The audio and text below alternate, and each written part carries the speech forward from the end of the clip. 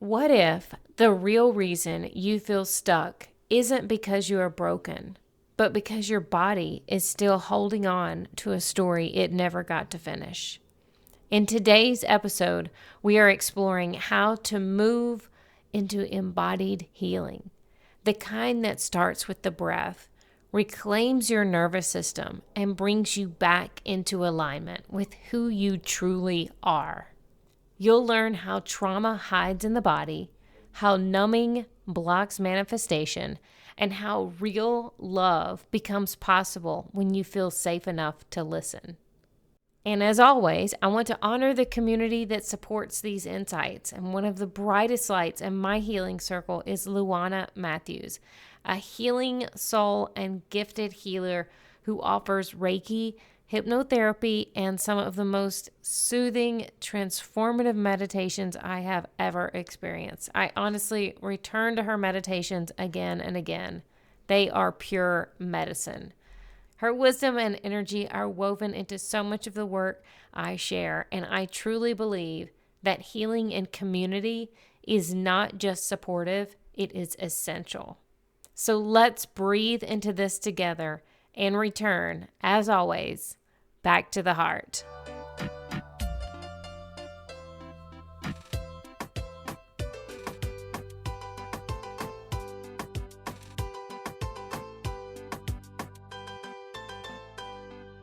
Hi, thank you so much for that introduction. And hello to everyone in your beautiful community of your podcast.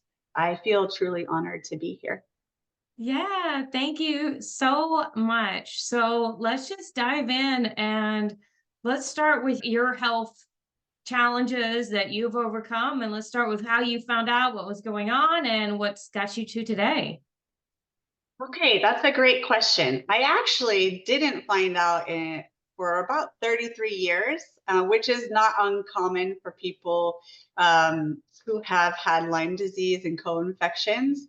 And I want to just say for the listeners, I'm going to go a little bit into my story so you can understand if you're going through this process for yourself right now. However, I don't feel attached or living in that story anymore. We're doing this for informational purposes only. The reason I say that is I've noticed if we repeat and repeat and repeat our story, we get stuck in that loop. So I'm wanting to share this for you guys so that you have this as knowledge to help yourself move through this season that you're in. But so I'm not stuck any longer in that space. So, I how it love that so much. That's such a powerful statement to start out with that is definitely needs to be recognized. So thank you. Yeah, you're so welcome. And you know what? Hey, that information is not from me, it's from the sages and it's from others. Dr. Joe Dispenza, he'll say, like, I won't ask somebody their story because I won't do that to them. I don't want to get them stuck in that. We were going to look at the emotion. However, I do feel value that people can hear what I move through in case they're there right now. So they know that they have the technology and the capability and ability within themselves to move through that. And that the ceremony that they picked for themselves has lots of beautiful guides who they can see and they don't see here to help support them. So for me, it really started around 5 years old. I started becoming aware of a darkness, of this dark cloud that came over me. That's what I felt like. I felt like a lot of joy and happiness, and then this dark cloud kind of came over me and around me. And though I had moments of happiness and joy, as we all do, I just started feeling very off. My connection with my guides was still there, but I felt disconnected a little bit. Actually, I can't say a little bit, a lot. And it felt like there was this big barrier. And then it started showing up in my body. Now, when we talk about Lyme disease and co-infections, this is something that is with the environment and biological. We can also connect that to trauma. I'm not going to speak about trauma today. I'm just going to speak about this part. Uh, but if we think about Lyme disease, Lyme disease is transmitted through a vector. So it's a tick that has this cocktail of vector frequencies, I could say. And when they bite you, kind of like a vampire, they transmit that into your blood. And so I obtained this. I don't really know where, probably playing outside in Colorado. It's where I grew up. I was always outside because I had a huge connection with them. I always wanted to be outside. So I would be laying in the grass or laying by a stream or doing different things. So probably at any of those times, I could have had a tick on me. Why I'm mentioning this is because I started to have behavioral problems and learning difficulties. So I went from being able to understand things very well to not being able to understand things very well. I muddled through it. And then when I was 12 or 13, I believe it was 12, I fell off of my horse.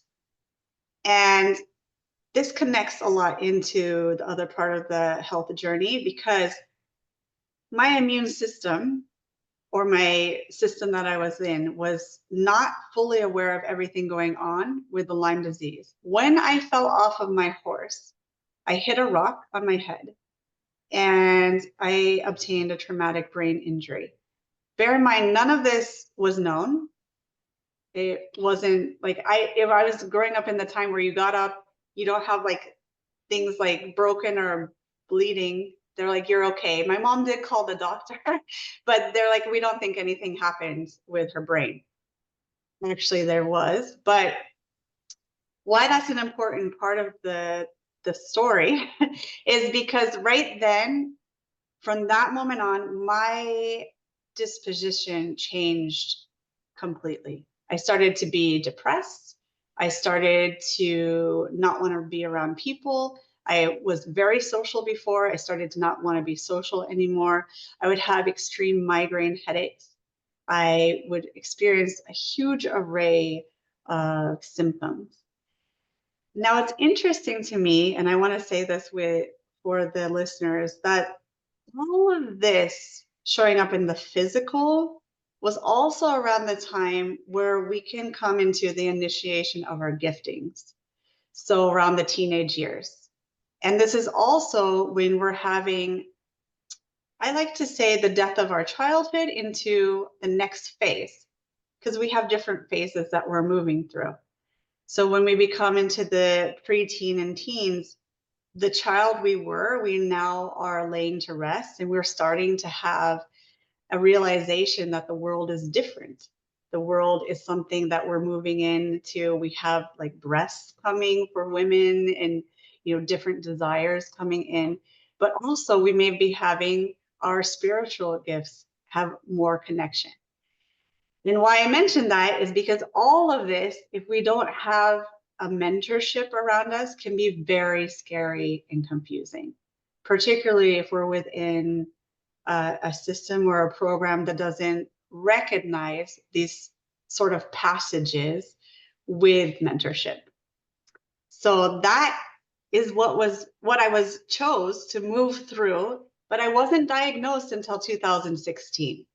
So that's really when I started to either have me pass away or show me to how I can free myself. And this is what I asked God. And this is what I actually asked the Virgin of Guadalupe in Mexico City, or Tonantzin. I asked, kneeling on my knees, either have me pass away or help me to find how I can become free.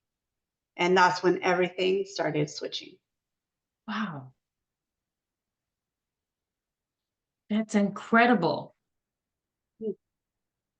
But you got to that point where, what was happening in your life that you got to that point where you're like, I'm not doing this anymore. There's got to be either another option or I'm out. Well, in full transparency, since I was 12, I kept trying to kill myself because I knew something was not right.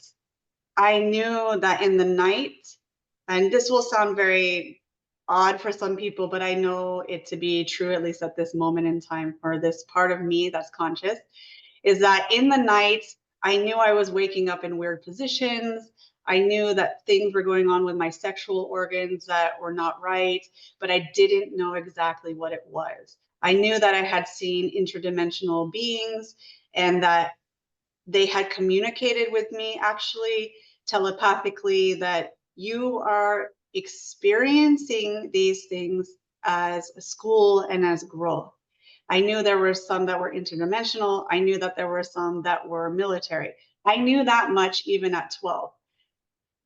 It was a lot, and then I thought that I was making it all up.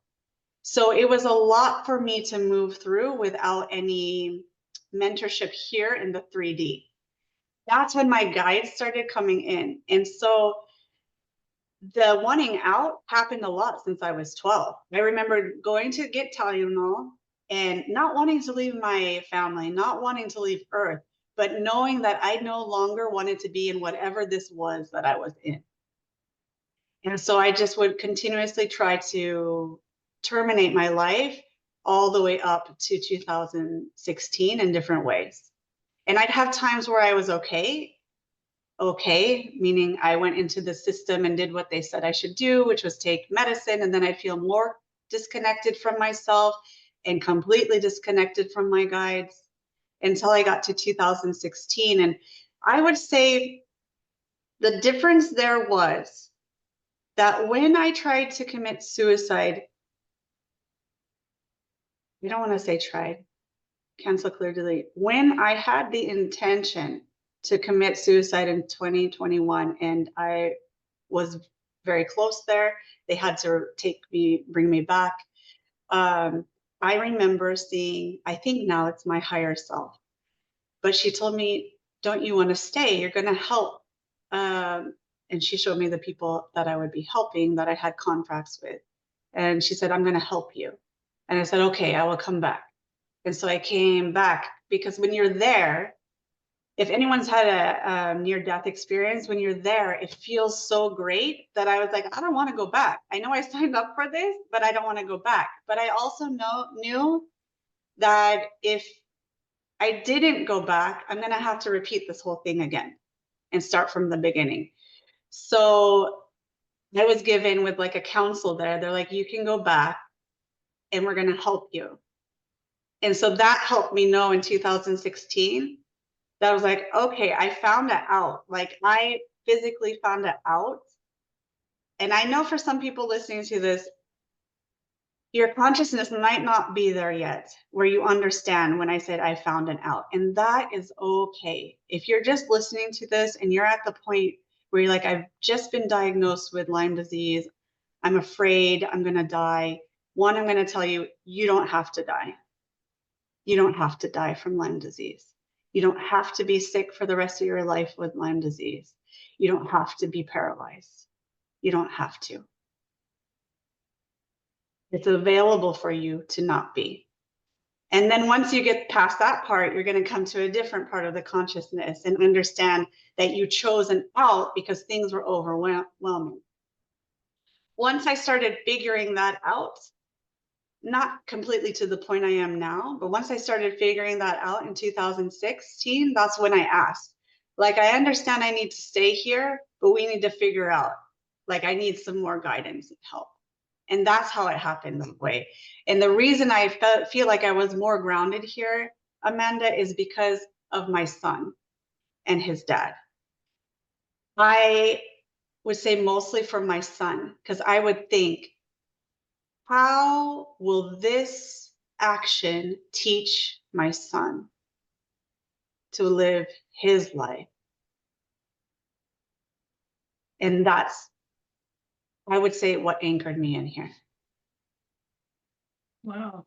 And it sounds like there was a lot of reconnection into yourself and that inner knowing and that intuition of there is another way. Yeah. You know, and getting to that place and listening to yourself. And even at a very young age after the accident, starting to receive the guidance from your guides, and maybe even not even actually understanding what it was that was happening, but still keeping your vessel open to receive those messages, those communications. Yeah. It, and we all have that. So when we're speaking about this, much as my ego would have loved at one time to think that I was some special, I mean, we are special, but we all have these technologies within us. And as we're becoming more comfortable with them, it can have challenging parts of the journey, of the ceremony. There weren't always, like, this conviction that I had that I'm able to speak about it now was not always there, because I was literally placed in 4-point restrainers to not be the person I am. And then I needed and chose to move through that, to show the person I am, to be able to say I have guides, to be able to say I know interdimensional or another consciousness that exists. Just because somebody hasn't seen it yet, that doesn't mean that it's not real. It's like with dogs, they can only see certain dimensions, but it doesn't mean other things aren't there, or other colors aren't there. But this trust in myself is something that was forged. And I believe not just in this lifetime, but through different lifetimes. And that's what I want to really share for all of those listening here, is that each experience that we're having, whether it be joyful or painful or just it's forging us into our trust in our beingness that we are right now.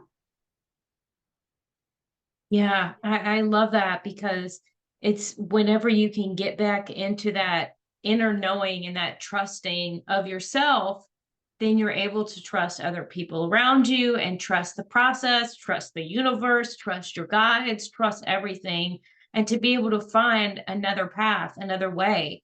And I mean, gosh, you spent the majority of your life in this, you know, difficult, all these different challenges, but you still found a way, and regardless of the timing, you know, it still worked for you. And now here you are able to help other people help themselves and sharing this story, and to be able to emotionally detach yourself from, quote unquote, your story. You don't want to live in this victim of, oh, this happened to me, but here's what I learned, and here's how I was able to transmute that experience into something incredible and be able to help others find that trust again. I would like to just tell them that I'm still on this process. Like many of us are. Like, I am still learning how to fully take care of myself. And for some people, they've already mastered that at this age in their life. But for me, I'm transitioning from being on disability for a brain injury into being able to have a business and to work. And I like to be transparent about that so they understand, because there are people who are just like me who are told you will never work. You will never be capable of working. And what I want to say to you, without any fear, if you're listening to this, is it may take time. It may take, investing in coaches. It may take taking some journeys. It may take some scary things, but you are totally capable of becoming the embodied being that you know that you can be. I find That's that very important for 100% them to true. know. Yeah, the spells that are cast with our words are incredibly important. And, somebody saying that, hey, you don't have any options and this is the way that it is.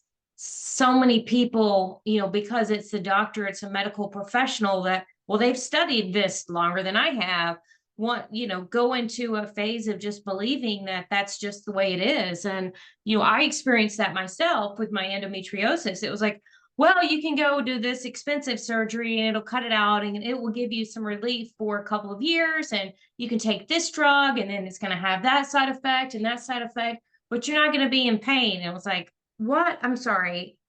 What is the problem here?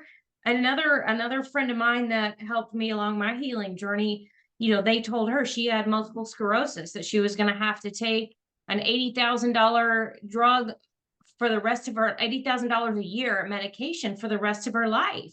And thankfully, she chose not to believe that spell. And you did too, of like, no, there's another way, because so many people fall into that. And I know Joe Dispenza, you were referencing him earlier, has a lot of research about the placebo and the nocebo effect and all those things. And like taking on those words of defeat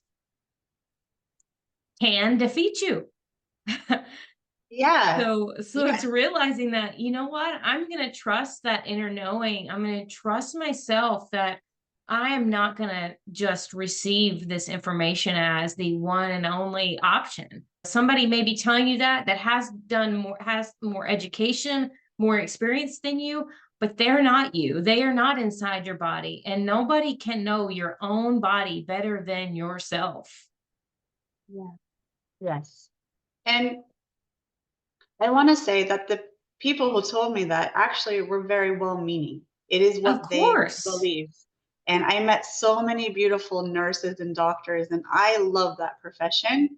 I know that there can be a bridge. That really is my goal, to have a bridge between the spiritual side of things and the science side of things, because they're actually one. It's just a marriage that's from the heart instead of an older paradigm of dependency rather than sovereignty. So I'm just very excited to see all of the new advances that are happening. And when we learn to trust ourselves, there is a filtration system of knowing what we're going to listen to as fact or what we're going to listen to from curiosity and information. And that was a big lesson for me. Yeah, for sure. Yeah, that curiosity. And that's a reference from that recent episode on your podcast, Spiritual Bridge with Penelope. And Penelope is 81 years old. And she was like, I look at life from a viewpoint of curiosity. And that is so imperative, whether that is for your own health, especially for your own health. Any kind of well-being is looking at things from a viewpoint of curiosity. So that's incredible that you were able to have that, even with all the difficulty and the challenges that you were experiencing. You found another option because you were curious. Yeah, I was curious and I always asked. I had the audacity to ask Yeah. and to believe that something would work, whatever it was. I truly believe my positive attitude, which I know positivity can suppress things, but also positivity can lead us, can guide us. And I know my positivity, even in those moments that seemed like there was no positivity, it led me to the belief of knowing that I will always lead myself and be led by my ceremony, and to be faithful to that, to be faithful to that. Yeah, that's true, because I think there's a difference between the positivity of just assuming and pretending that everything's all light versus the constantly seeking it, and the Yeah. seeking it is very different. And knowing that there may be darkness, but there is also light, and we're not going to ignore the darkness, and you shove that darkness down, it just makes it even darker and more complicated to clean up and to see the light.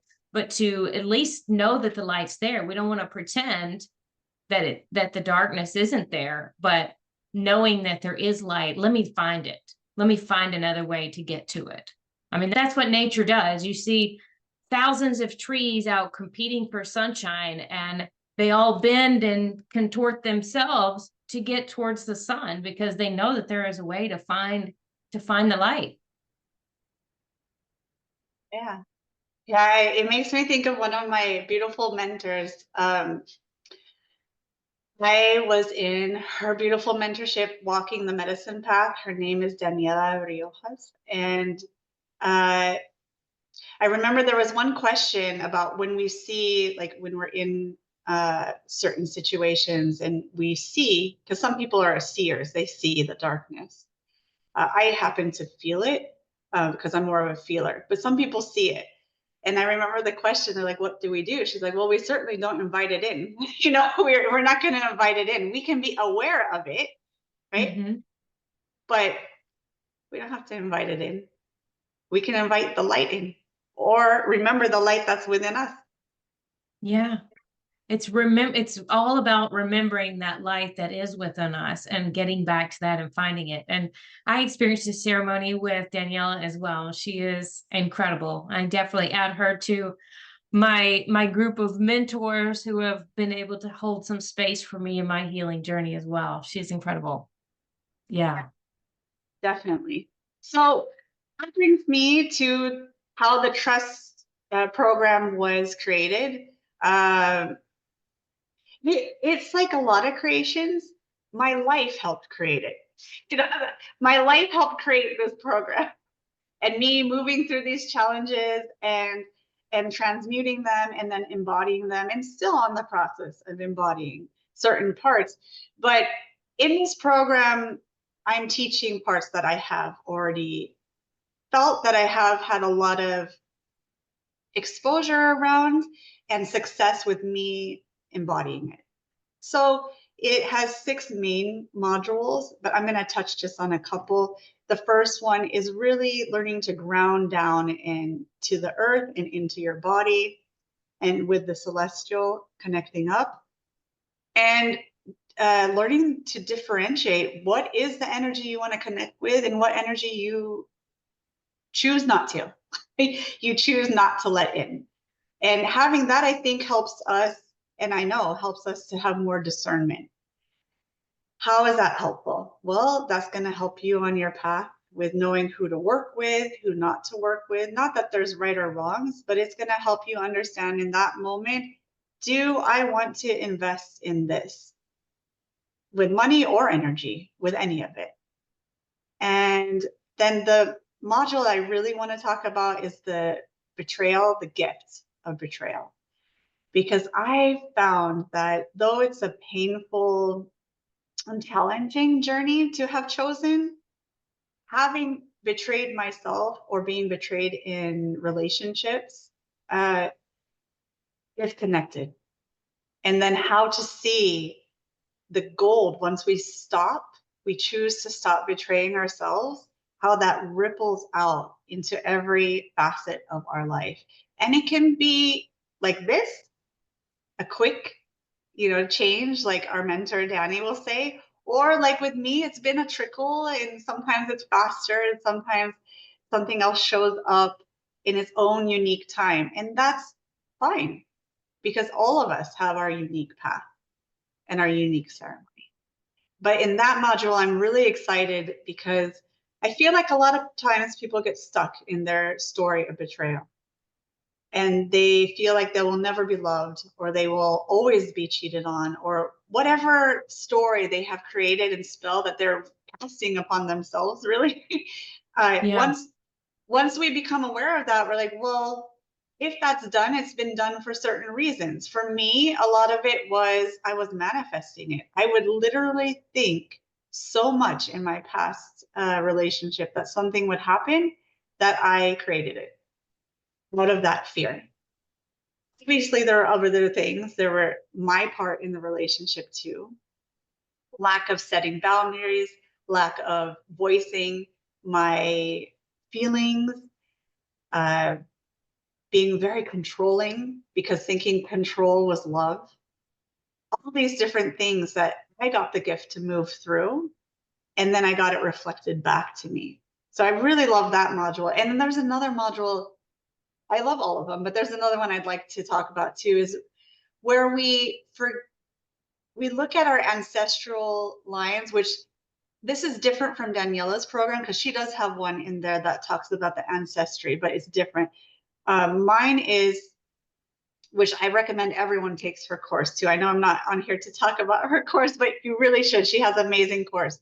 But this one is more to forgiving any guilt and shame that we might have with parts of our ancestry that might have been parts of darkness or light. And that was important for me on my journey, was I hadn't realized how much guilt and shame I was holding on to even things that I didn't even know if my ancestry did.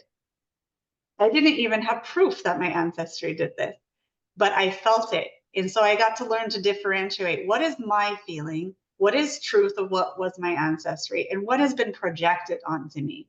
And that was a very important for me in my journey.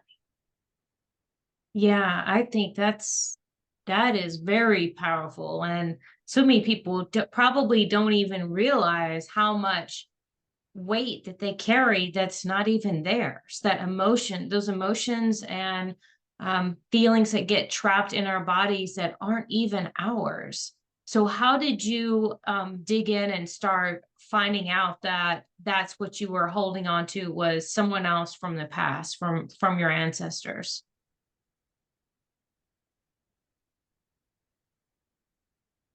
Happened in many different ways. Uh, it I had it happen in some of my breath works at the Awaken. I had it happen in some areas where I would go to land and travel, and I would have information come in. I had it in my ayahuasca journey. I was shown certain things. And then I got to have more awareness and be held in such a loving way in Daniela's program. Um, and I think it's something that's ongoing. It is an ongoing process. But I also learned within all of that that even when we say it, like, yes, it could be an intergenerational message, but I also learned that some of the things, some of the energies I was taking on that felt I was responsible for were not even in my family's lineage. It was from things I listened to at school or things that were said, like, okay, I'll give an example. White people do this to this other group. And I would instantly make myself feel responsible for that. But I wasn't responsible for that. That wasn't for me to hold. That was for somebody else to hold. And if someone in my lineage did that, I hold it. But if they didn't, that is not for me to hold. Yeah. It is not for me to feel guilt or shame about, but rather to have an awareness of somebody else's journey. So, how would you guide someone to release that from their physical and spiritual being if they do become aware of, okay, I'm holding some guilt and shame from, be it just things that people say and it makes you feel a certain way and that's not yours, or even the pieces that maybe are from your own lineage? Um, what's the first step to start letting go of that? I believe the first step is asking yourself, are you ready to let go of that? True. I think that's the fundamental question before any programs, any journey, any sort of technique or skill is to check in with yourself. Because in the end, from what I've noticed so far, is that we are our liberators. Everything else is a tool that can help us, but they do not hold the answers nor the solutions to our problems. Only we do. Only we can set ourselves free. That's so true. You know, I think so many times we are looking for, I say we, it was just people in general, myself, have looked for answers outside of us. And um, that's not the way to go about it. I mean, you can keep looking and somebody might give you something, but it is all within yourself and being able to say, yes, I am ready to let this go and making that choice. Because like you said, all those other things are tools and resources that are there, help us hold space, help us guide us along the way. But ultimately, nobody else can do it for you.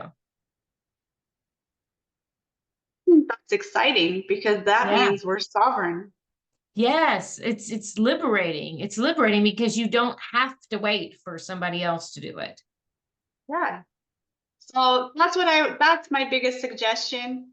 I love the tools, I love the programs, I love mentors, obviously, because I invest in them and then I hold them and I find great value in all of them. But my soul's purpose in this realm is to really encourage people to connect in to their inner wisdom, to trust their ceremony, and to be able to be sovereign. It doesn't mean we don't have communities or have people, but to know that you have that source within. And really, for what I've noticed from and the embodied mentors or grounded mentors I've been around, they all say the same thing. The sages said the same thing. It's within you. Yeah. Yeah, that's powerful. And what types of transformations are you seeing from people that are going through this type of program?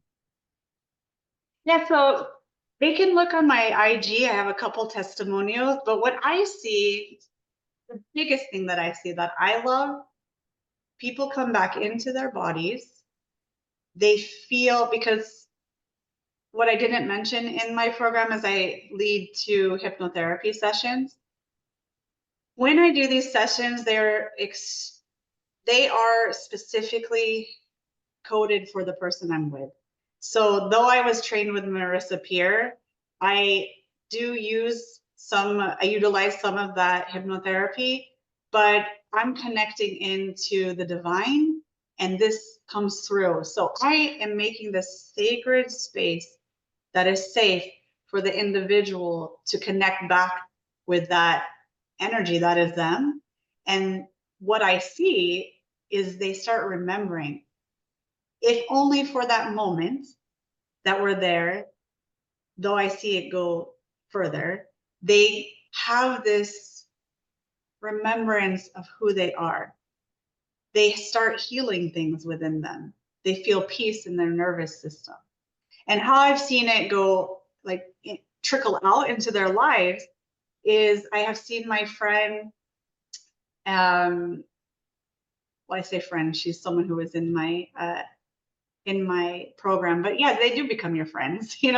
I've seen her feel comfortable with being her, with being herself, whatever magic that is, however that looks for her.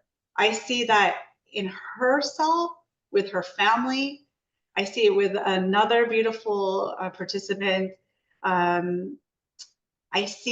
witnessed her, I can't say everything because things are confidential, obviously, but I witnessed her release things that had been stuck in there that were traumatic, and she released it. And I saw the lightness in her body and her to start open up to trusting certain experiences and people in her life.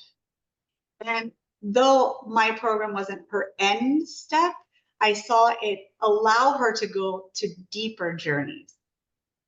So I feel like my program is often it's either before a journey with plant medicine or after. This is what I've noticed for people. It either helps them move towards it to feel safe to go into it, or it helps button it up afterwards. Because I've had also people who were with me after they had a journey and they were having trouble sleeping, they were having different things, and they went through this and they started to feel more comfortable in their body again, yet keep all the gifts that they saw when they were in that journey. So I believe they're profound transformations, because to be in your body and to feel connected and to trust where you're going, I personally think is priceless. I agree. That's worth repeating. I don't know if I remember it. Sometimes it's just coming through. Right. Yeah. Being in your body, right? Trusting your process and It's being priceless. connected is priceless. Yeah, absolutely. Because it's like all of the other things stem from that, and that's my thing with that, with this podcast, back to the heart. It's getting back to yourself and trusting that this is similar concept there, because once you are in tune with you and what you need and want, then you're able to have those other things around you start having a ripple effect. And that's really where the healing really starts to expand, is when you can come into yourself. Because if you don't have that as the foundation, all these other tools and resources may be there, but we get confused in our heads and our, monkey brain and all of the outside distractions and chemicals and environmental things that are there to cloud us from seeing and feeling and getting to know into our true self. So that is incredibly powerful. And I always recommend to people, if you're looking, to work on anything that's in your life that's a challenge, if you can get back into yourself and trusting in that inner knowing of you first, then it's going to help you with that relationship. Then it's going to help you with that purpose. Then it's going to help you with, manifesting the money that you want, whatever it is. But getting back to yourself is number one priority, because it bleeds into all the other pieces. I mean, that's our life. It is. It You is. get to be in charge of your human. Right. Exactly. It's so powerful. And in some of the hypnotherapy, you do past life regression too? Yeah. So, yeah, I will tell people that I'm in the process of interning with the Dolores Cannon method.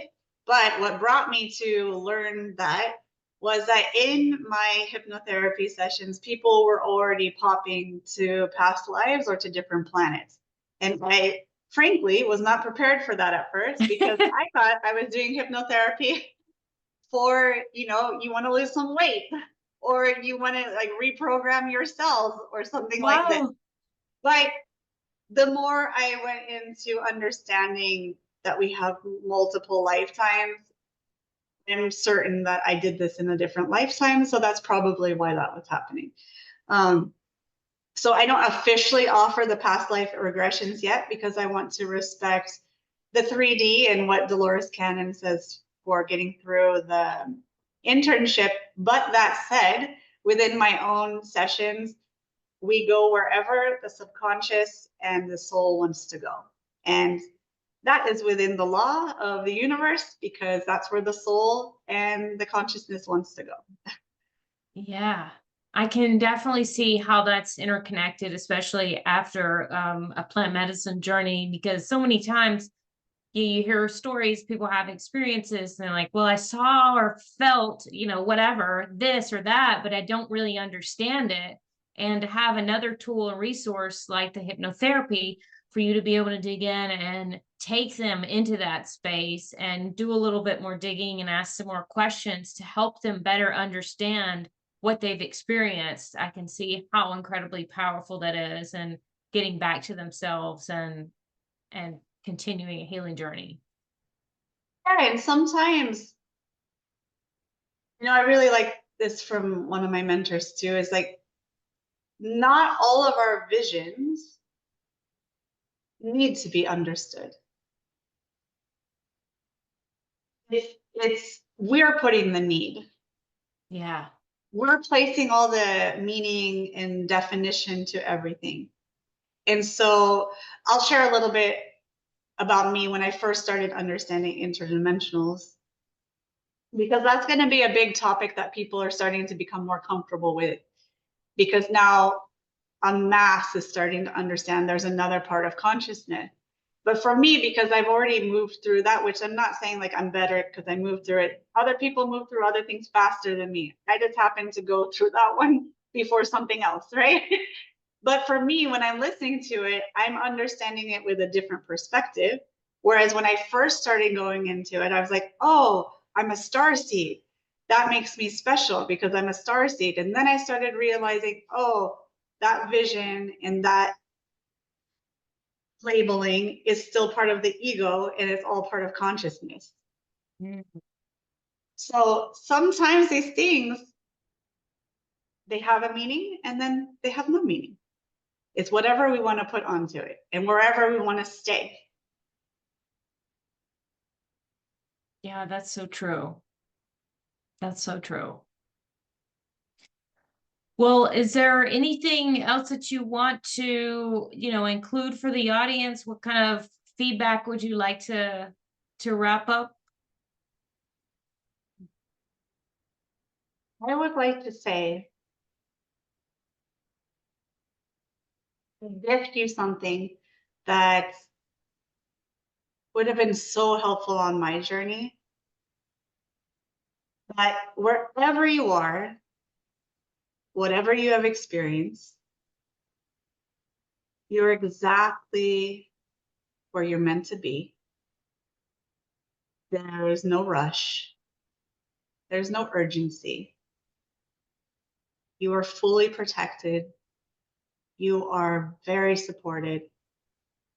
You are cradled in so much love from the angels and the divine that you can tap into that whenever you choose on your own, because that capability is within you. And there's people who can help guide you back to that remembrance, but that's available to you at any frequency level and at any economic level. It's available to you now and always. I love that. I think that's a perfect way to end this episode. That's powerful. Thank you, Amanda, for this space. I Yeah. really appreciate you, and I appreciate all your listeners. Yes, thank you so much. Thank you so much for joining us for this heart-expanding conversation. If something landed for you today, a breath, a memory, a moment of truth, share this episode with someone who is on their healing journey too. You never know how your voice might ripple out and support someone else's transformation. Big love and gratitude towards LuAna for sharing her medicine, her presence, and her wisdom. You can find her offerings, including Reiki, hypnotherapy, and her podcast, The Spiritual Bridge, linked in the show notes below. And seriously, do yourself a favor and try one of her meditations. They are next level healing. If you are ready to go deeper in your own transformation, I would love to walk beside you. You can book a free 30-minute intro call or explore one-on-one and group coaching at the link in the show notes, or by emailing me at backtotheheart2loveme@gmail.com. Until next time, keep breathing, keep listening, and keep coming back to the heart.